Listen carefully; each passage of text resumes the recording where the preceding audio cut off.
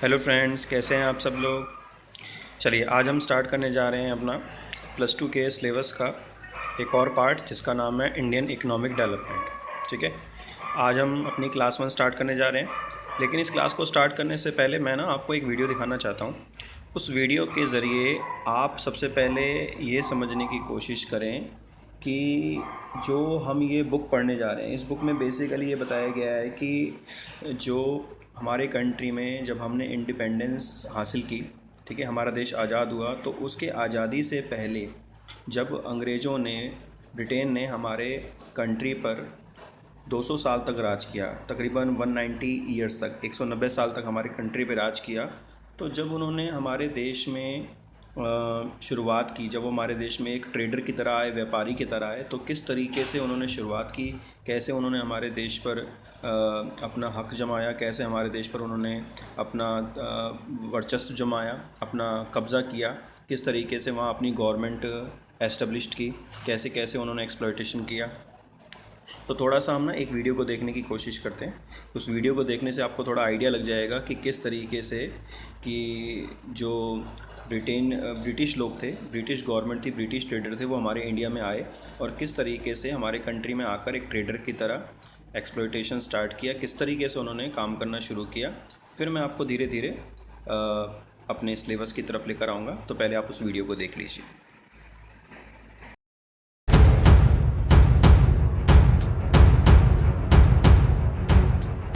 East India company को कौन नहीं जानता। ये कंपनी अपने व्यापार करने के तरीके के लिए विख्यात रही, पर इससे भी ज़्यादा इसको तब जाना जाने लगा जब इसने भारत पर अपने कदम रखे और एक लंबे समय तक यहाँ व्यापार किया और बाद में भारत को गुलाम बना लिया। मुगलों पर जिस तरह से अपनी पकड़ को मजबूत करते हुए इसने भारत में अपना विस्तार किया, उसे भुलाया नहीं जा सकता। अपने सफ़र में इसने वो समय भी देखा जब चारों तरफ उसका डंका ही बजा। इसे कंपनी का भाग्य कह लीजिए या कुछ और, पर अपने बलबूते कई राज्यों पर इसने अपना कब्जा जमाया। ऐसे में सवाल उठता है कि आखिर ईस्ट इंडिया कंपनी भारत कैसे आई? वो कौन शख्स था जिसकी कोशिशों के बाद ईस्ट इंडिया कंपनी की नींव भारत में पड़ी? सन 1600 के आसपास कुछ अंग्रेज व्यापारियों ने इंग्लैंड की महारानी एलिजाबेथ से भारत में व्यापार करने की अनुमति ली। व्यापार के लिए एक कंपनी की जरूरत थी, इसलिए ईस्ट इंडिया कंपनी नामक एक कंपनी का निर्माण किया गया। अगली कड़ी में पूरी तैयारी के साथ इंग्लैंड से 1608 में हेक्टर नाम का एक जहाज भारत के लिए रवाना किया गया। इस जहाज के कैप्टन का नाम था सर विलियम हॉकिंस। सबसे पहले सूरत के बंदरगाह पर जाकर यह जहाज रुका। उस समय सूरत भारत का एक प्रमुख व्यापारिक केंद्र हुआ करता था। हॉकिंस व्यापार की नीयत से ही भारत आया था, इसलिए उसने राजदूत के रूप में उस समय के सत्ताधारी मुगल बादशाह जहांगीर के पास जाकर हाजिरी लगाई। चूंकि वो इंग्लैंड के सम्राट का राजदूत बनकर आया था, इसलिए जहांगीर ने भारतीय परंपरा के अनुसार अतिथि का विशेष स्वागत किया, साथ ही उसे पुरस्कार देकर सम्मानित भी किया। शायद उस वक्त जहांगीर इस बात से अनजान रहे होंगे कि जिस अंग्रेज कौम के नुमाइंदे को वो सम्मानित कर रहे हैं, एक दिन उसी कौम के वंशज भारत पर शासन करेंगे और हमारे शासकों और जनता को अपना गुलाम बना लेंगे।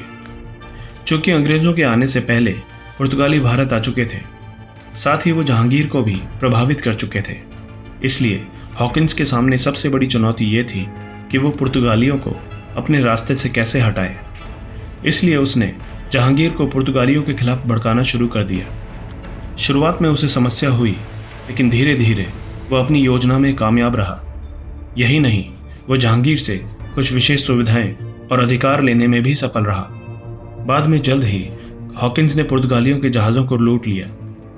असल में वो जल्द से जल्द सूरत में पुर्तगालियों का व्यापार ठप कर देना चाहता था, ताकि उसका रास्ता साफ हो सके।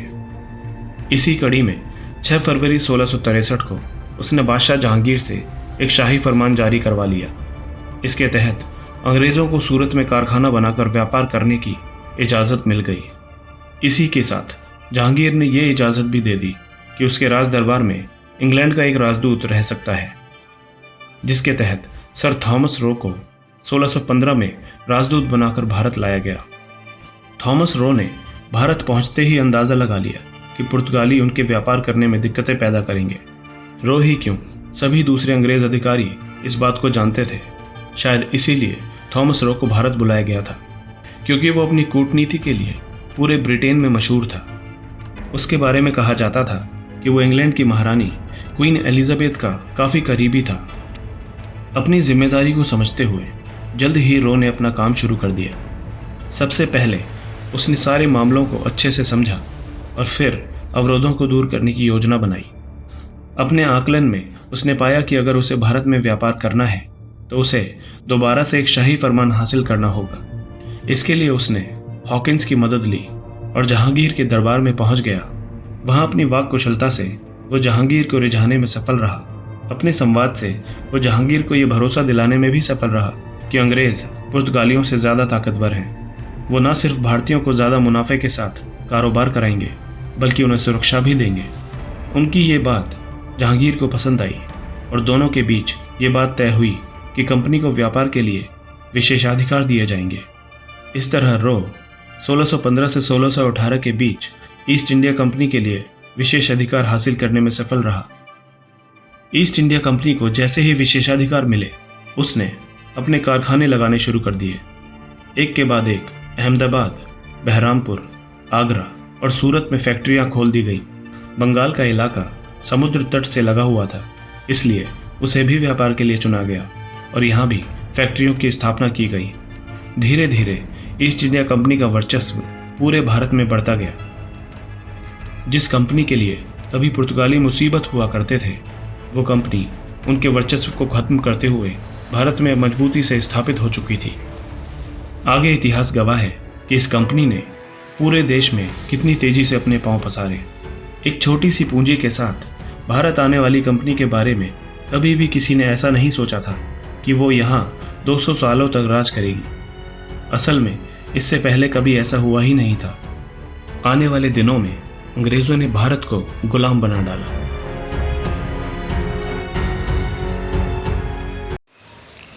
तो जैसा कि आपने वीडियो में देखा कि जो ब्रिटिशर्स थे वो हमारे इंडिया में 16वीं सेंचुरी में आए और वो एक ट्रेडर की तरह हमारे इंडिया में आए व्यापारी के तौर पर, और फिर उसके बाद धीरे धीरे उन्होंने एक सेंचुरी तक ट्रेडर के तौर पर काम किया। और उसके बाद जैसे ही 17वीं सेंचुरी स्टार्ट हुई और 19वीं सेंचुरी के मिड तक उन्होंने हमारे देश के ऊपर राज किया, हुकूमत करी। ठीक है, तो ये जो 17वीं सेंचुरी से जब उन्होंने हमारे देश के ऊपर राज करना शुरू किया तो बेसिकली वहाँ से ना एक जो सिस्टम शुरू हुआ था वो शुरू हुआ था कॉलोनाइजेशन। नॉर्मली 16वीं सेंचुरी से लेकर 17वीं सेंचुरी तक के एंड तक तो वो एक ट्रेडर की तरह काम कर रहे थे। उन्होंने अपनी फैक्ट्री स्टार्ट करी, अपना बिज़नेस स्टार्ट किया और हमारे यहाँ पर आकर अपना सामान बेचते थे, फिर वापस जाते थे, सामान लाते थे, बेचते थे फैक्ट्री। फिर उन्होंने थोड़ा बहुत यहाँ पर भी अपना काम करना शुरू किया। लेकिन जो 17वीं सेंचुरी से जब उन्होंने हमारे देश पर राज करना धीरे धीरे शुरू किया तो वो सिस्टम जो था वो एक कॉलोनाइजेशन सिस्टम था। तो आपको ये समझना बहुत ज़रूरी है कि कॉलोनाइजेशन क्या होता है, क्योंकि हमारे देश के ऊपर जो ब्रिटिशर्स ने राज किया उसके पीछे जो रीज़न था वो था कॉलोनाइजेशन। कॉलोनाइजेशन की वजह से ही हमारा जो देश था वो अंग्रेज़ों के अधीन हो गया था। ठीक है, तो सबसे पहले ना हमें कॉलोनाइजेशन का मतलब समझना होगा, और ये इसका मतलब हमें डिटेल में समझने की इसलिए ज़्यादा ज़रूरत है क्योंकि आगे इस बुक में, इस पूरी इंडियन इकनॉमी वाली बुक में जब आप जितने भी टॉपिक्स के बारे में पढ़ेंगे तो हर बार आप कुछ शब्द बार बार रिपीट करते हुए पढ़ेंगे, जैसे कॉलोनियल एक्सप्लॉयटेशन, ठीक है, और कॉलोनियल इकोनॉमी। ठीक है, तो ये सारे जो शब्द हैं इनका जो अल्टीमेट जो एक वर्ड निकल के आता है वो आता है कॉलोनाइजेशन। इसी प्रोसेस की वजह से बेसिकली कॉलोनाइजेशन क्या है, एक प्रोसेस है। ठीक है, इसी की वजह से क्या हुआ था कि धीरे धीरे अंग्रेज़ों ने एक व्यापारी के तौर से आगे बढ़कर, मतलब एक व्यापारी से धीरे धीरे आगे बढ़कर उन्होंने हमारे देश पर, अलग अलग राज्यों पर, अलग अलग प्रोविंसेस पर अपना कब्ज़ा करना शुरू कर दिया था। और वहाँ के जितने भी हमारे इंडिया के नेचुरल रिसोर्सेज थे, मैन पावर थी, लेबर थी, उनका एक्सप्लॉयटेशन करना शुरू कर दिया था। तो ये वही कॉलोनाइजेशन है। तो पहले आप कॉलोनाइजेशन का मीनिंग देख लो। तो कॉलोनाइजेशन का मतलब क्या होता है, a policy of extending power and influence on other countries. मतलब एक ऐसी पॉलिसी, कॉलोनाइजेशन क्या होता है, एक ऐसी पॉलिसी जिसमें कि एक राष्ट्र, एक नेशन, दूसरा नेशन, मतलब जैसे मान लो जो ब्रिटिशर्स थे उनका जो अपना एक राष्ट्र था, नेशन था, ठीक है, तो वो अपने राष्ट्र को क्या करना चाहते थे, बढ़ाना चाहते थे, एक्सटेंड करना चाहते थे, and influence on the other countries. और वो कैसे बढ़ाना चाहते थे, दूसरी कंट्री को प्रभावित करके। मतलब ब्रिटिशर्स चाहते थे कि हमारे राष्ट्र का, हमारे देश का एक्सटेंशन हो, हमारा देश बढ़े, हमारा साम्राज्य बढ़े। तो और वो साम्राज्य कैसे बढ़ाना चाहते थे, वो इंडिया में आकर व्यापार करके फिर इंडिया के बाकी राज्यों के ऊपर युद्ध करके या राजाओं को हरा के, नवाबों को हरा के, मतलब पूरे देश पर अपना कब्ज़ा करना चाहते थे। कैसे करना चाहते थे, मिलिट्री फोर्स के ज़रिए। तो बेसिकली जो ब्रिटिशर्स थे वो हमारे इंडिया में व्यापार करने नहीं आए थे, उनका मेन मोटिव तो व्यापार करना ही था, साथ के साथ हमारे पूरे इंडिया के ऊपर कब्ज़ा करना था, हमारे नेचुरल रिसोर्सेज को, मैन पावर को एक्सप्लॉइट करके अपनी इकोनॉमिक एम्स को पूरा करना था, इकोनॉमिक बेनिफिट्स को पूरा करना था। ठीक है, तो दूसरा पॉइंट है exploiting area for natural resource and cheap labour broad profit to the governing nation. इसका मतलब क्या था कि ब्रिटिशर चाहते थे कि भाई अब हम व्यापारी से बढ़कर आगे हम क्या करें, यहाँ के नेचुरल रिसोर्स को यूज़ करें अपने देश ले जाकर और वहाँ पर फिनिश गुड्स को तैयार करें और ज़्यादा से ज़्यादा हम प्रॉफिट कमाएं, और यहाँ की चीप लेबर का इस्तेमाल करें गुड्स को यहाँ भी बनाने में, और लेबर का इस्तेमाल करें यहाँ के गुड्स, यहाँ भी गुड्स मैन्युफैक्चर करने में, और यहाँ के नेचुरल रिसोर्सेज को ले जाकर हम इसका इस्तेमाल करें अपनी कंट्रीज़ में, वहाँ से गुड्स को बनाकर हम यहाँ पर इंडिया में बेचें। ठीक है, imposing your nation laws and custom on the indigenous people of the area. और उनका तीसरा मोटिव ये था, ये तो चलो प्रॉफिट मोटिव हो गया, और वो ये चाहते थे कि भाई जो हमारे कंट्रीज़ के लॉज हैं, मतलब ब्रिटिशर चाहते थे कि हमारी कंट्री के जो लॉज हैं वो हम इंडिया की कंट्री के ऊपर अप्लाई करें, और यहाँ के जितने भी कस्टम्स हैं, ट्रेडिशंस हैं, कल्चर्स हैं, उनको हटाकर हम अपना कल्चर लेके आए। मतलब वो यहाँ पर अपना कल्चर भी लाना चाहते थे, यहाँ पर अपना कस्टम लाना चाहते थे, रिलीजियंस चेंज करना चाहते थे, और यहाँ के लोगों को कहते थे कि आप हमारे अकॉर्डिंग काम करें, हमारे अकॉर्डिंग आप ट्रेडिशन फॉलो करें, कपड़े हमारी तरीके से पहने। ठीक है, और वो चाहते थे यहाँ के नेचुरल रिसोर्सेज को यूज़ करना अपने कंट्री के बेनिफिट्स के लिए। तो बेसिकली जो कॉलोनाइजेशन जो टर्म है ना, वो एक एक्सप्लॉयटेशन टर्म है। मतलब इसमें कॉलोनाइजेशन का मतलब ये था कि एक राष्ट्र के द्वारा दूसरे राष्ट्र पर कब्ज़ा करना, उनके नेचुरल रिसोर्सेज के ऊपर और मैन पावर के ऊपर।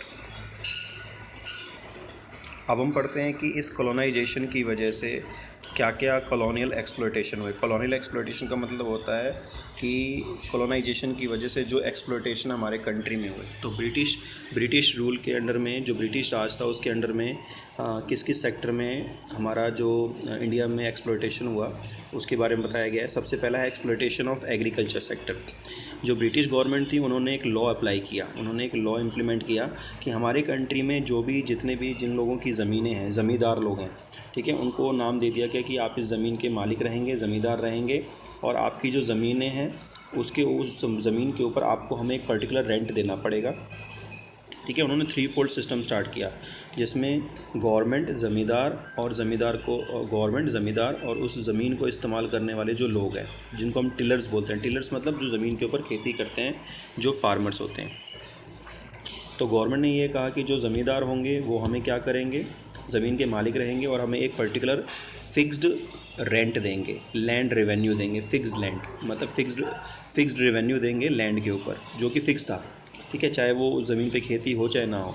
और जो ज़मीन के मालिक हैं वो क्या करेंगे, जो फार्मर्स हैं उनसे क्या करेंगे, अपने हिसाब से जो भी उनका रेवेन्यू होगा वो लेंगे और हमें फिक्स्ड रेंट देंगे। जो टिलर थे उनका एक्सप्लॉयटेशन, जो मेनली एक्सप्लॉयटेशन हो रहा था वो टिलर्स का हो रहा था, क्योंकि जब वो खेती करते थे या उससे जो वो रेवेन्यू होती थी उनको, या जो भी वो कमाते थे, उसमें से एक बड़ा हिस्सा तो ज़मींदार को चला जाता था, और जो भी उनके लिए कुछ बचता था वो था बेयर मिनिमम फॉर सर्वाइवल। मतलब इसका मतलब ये था कि सिर्फ वो अपने लिए ही इतना कमा पाते थे, अपनी फैमिली के लिए। उनके पास कोई सरप्लस नहीं बचता था, जिससे कि वो सरप्लस का इस्तेमाल जिस ज़मीन पर वो काम कर रहे हैं उसको थोड़ा सा और फर्टाइल कर सकें, या उसको और थोड़ा बढ़ा सकें ज़मीन को, या उसकी फर्टिलिटी बढ़ा सकें, प्रोडक्टिविटी बढ़ा सकें। उनके पास कोई सरप्लस नहीं बचता था। और कई बार ऐसा होता था कि ज़मीन पर वो खेती करते थे और जो लैंड की प्रोडक्टिविटी होती थी वो उतनी नहीं हो पाती थी। तो इस तरीके से एग्रीकल्चर सेक्टर में जो ब्रिटिश रूल था उसके अंडर में एग्रीकल्चर का इस तरीके से एक्सप्लॉयटेशन हो रहा था। उसके बाद था एक्सप्लोइटेशन ऑफ इंडस्ट्रियल सेक्टर।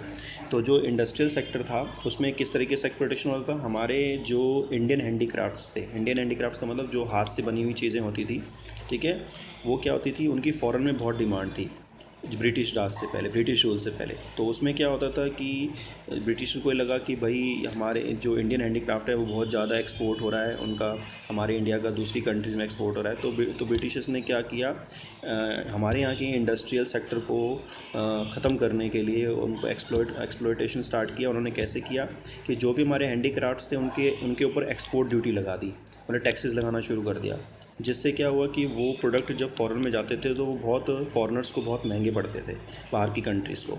तो इसलिए क्या हुआ, उनकी फॉरेन डिमांड कम हो गई। और फिर उन्होंने क्या किया, जो ब्रिटेन के, जो ब्रिटिशर्स के अपने हैंडीक्राफ्ट्स होते थे, तो वो क्या करते थे, उनके ऊपर उनको इंपोर्ट ड्यूटी लगती थी, वो इंपोर्ट ड्यूटी फ्री कर दी। इसका मतलब क्या हुआ कि जो ब्रिटिशर्स के अपने बनाए हुए गुड्स होते थे, हैंडीक्राफ्ट्स, वो हमारे इंडिया में आते थे और यहाँ पर वो सस्ते पड़ते थे।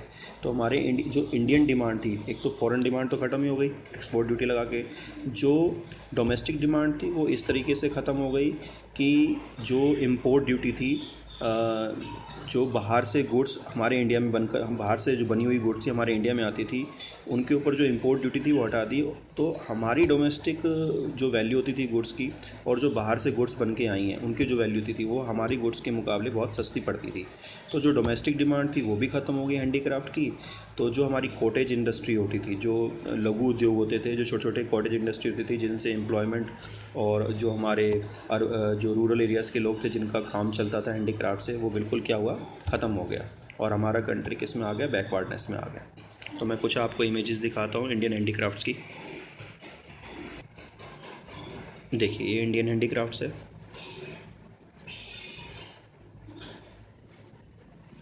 तो ये मैंने कुछ आपको इंडियन हैंडीक्राफ्ट्स की इमेजेस दिखाई, ठीक है। ये हमारे बहुत लार्ज एरिया पर इनका एक्सपोर्ट होता था, जो कि एक्सपोर्ट ब्रिटिश गवर्नमेंट ने बंद करा दिया था, हैवी एक्सपोर्ट ड्यूटी लगा के, टैक्सेस लगा के। अब आते हैं एक्सप्लॉयटेशन ऑफ इंटरनेशनल ट्रेड। हमारे इंडिया से बहुत ज़्यादा फिनिश गुड्स जो था उसका एक्सपोर्ट बहुत होता था, ठीक है। मैं आपको कुछ फिनिश गुड्स के नाम बताता हूँ। देखिए, India was the exporter of finish goods on large scale. India जो था वो एक बहुत बड़ा एक्सपोर्टर होता था फाइन कॉटन्स का, सिल्क का, टेक्सटाइल का, iron and wooden goods, Ivory and precious stone work. जो प्रीशियस स्टोन्स होते थे या आयरन से बनी हुई चीज़ें होती थी, लकड़ियों से बनी हुई चीज़ें होती थी, टेक्सटाइल कपड़े हो गए, सिल्क हो गया, कॉटन कपास हो गया, इनसे बनी हुई जो चीज़ें होती थी, फिनिश गुड्स, रॉ मटेरियल नहीं, फिनिश गुड्स, उनका बहुत बड़े स्केल पर एक्सपोर्टर होता था। इंडिया बहुत बड़ा एक्सपोर्टर था। लेकिन फिर ब्रिटिश राज में क्या हुआ कि ब्रिटिश गवर्नमेंट ने क्या किया, जो ये फिनिश गुड्स तैयार होते थे, आपका सिल्क हो गया, फाइन कॉटन हो गया, इनके जो रॉ मटेरियल होते थे, तो ब्रिटिश गवर्नमेंट ने क्या किया, इनके फिनिश गुड्स बनाना बंद करवा दिया और इनसे रॉ मटेरियल लेके वो क्या करते थे, अपनी कंट्री में एक्सपोर्ट कराते थे और एक्सपोर्ट करा के वो अपनी कंट्री में ले जाते थे एज अ रॉ मटेरियल। और जब वो अपनी कंट्री में रॉ मटेरियल ये सारा ले जाते थे, सिल्क का या कॉटन का या स्टोन्स वगैरह का जो भी रॉ मटेरियल होता था, जब वो अपनी कंट्री में भेज देते थे ड्यूटी फ्री करा के एक्सपोर्ट पे, यहाँ से वो रॉ मटेरियल सस्ते में ले जाते थे और अपनी कंट्री में उन्हीं रॉ मटेरियल का यूज़ करके अपनी मशीनरी से उनको अच्छे क्वालिटेटिव वे में बना के वो क्या करते थे, अपने इंडिया में लेकर आते थे, यहाँ इंडिया में लेकर आते थे और इम्पोर्ट फ्री कर देते थे। मतलब क्या, देखिए दोनों तरफ से डिस्क्रिमिनेशन ट्रेड पॉलिसी चल रही थी। एक तो ये कि यहाँ से रॉ मटेरियल ले जाना सस्ते में, एक्सपोर्ट करना अपनी कंट्री में, ब्रिटेन में, और ब्रिटेन से ही उस रॉ मटेरियल को यूज़ करके फिर दोबारा से इंडिया में उसी को फिनिश गुड्स में कन्वर्ट करके लेकर आना और इम्पोर्ट फ्री ड्यूटी में लेकर आना। जिससे क्या हुआ कि वही रॉ मटेरियल से फिनिश गुड्स तैयार होकर जब इंडिया में आता था तो वो इंडिया के लोगों को क्या पड़ता था, सस्ता पड़ता था। और यहाँ के लोग जो चीज़ें बनाते थे डोमेस्टिकली, सिल्क हो गया, कॉटन हो गया, तो जब वो वहाँ से बन के आता था ब्रिटेन से, तो यहाँ के लोगों को वो सस्ता पड़ता था। तो discrimination trade and tariff policy से क्या था, इंटरनेशनल ट्रेड भी एक्सप्लॉयट हो रहा था। तो इस तरीके से that is called colonisation exploitation, जो कि मेनली, वैसे तो कॉलोनाइजेशन एक्सप्लॉयटेशन कंट्री में पॉलिटिकल, इकोनॉमिकल, सोशल और कल्चरल हर तरीके से हुआ। यहाँ के इंडिया का कल्चर भी चेंज किया गया, कस्टम चेंज किया गया, सोशली भी चेंज किया गया, कई लोगों को रिलीजन चेंज कराया गया, और इस तरीके से इकोनॉमिकल पॉलिटिकल भी चेंजेस लाए गए। कई कई जो हमारे प्रोविंसेस होते थे वहाँ की जो पॉलिटिकल रूल्स होते थे उनको बदला गया। ठीक है, इस तरीके से कॉलोनाइजेशन सिस्टम से हमारे कंट्री का एक लार्ज स्केल पे एक्सप्लॉयटेशन हुआ और 190 ईयर्स तक 190 सालों तक पहले तो 1757 से लेकर 1857 तक ईस्ट इंडिया कंपनी ने राज किया। फिर उसके बाद डायरेक्ट जो ब्रिटेन गवर्नमेंट थी उन्होंने हमारे इंडिया में आके 90 ईयर्स तक उन्होंने हमारे देश के ऊपर राज किया। तो इस तरीके से जो हमारा इस तरीके से एग्रीकल्चर, इंडस्ट्रियल और इंटरनेशनल एक्सप्लॉयटेशन हुआ, इसी की वजह से हमारी कंट्री जो इकोनॉमी थी वो स्टेगनेंट हो गई और हमारी कंट्री बैकवर्डनेस में चली गई। ठीक है, बैकवर्डनेस का मतलब होता है कि यहाँ पर जो पर कैपिटा इनकम थी, लोगों के पास जो आय के साधन थे या पर कैपिटा इनकम थी बहुत कम हो गई थी। So that is called colonisation exploitation. तो आज की इस वीडियो के लिए इतना सब कुछ है आपके लिए, तो आप वीडियो को रिवाइंड करके पॉज करके रिवीजन कर सकते हैं। Thank you.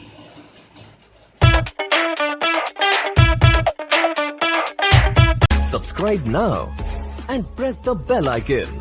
Never miss an update.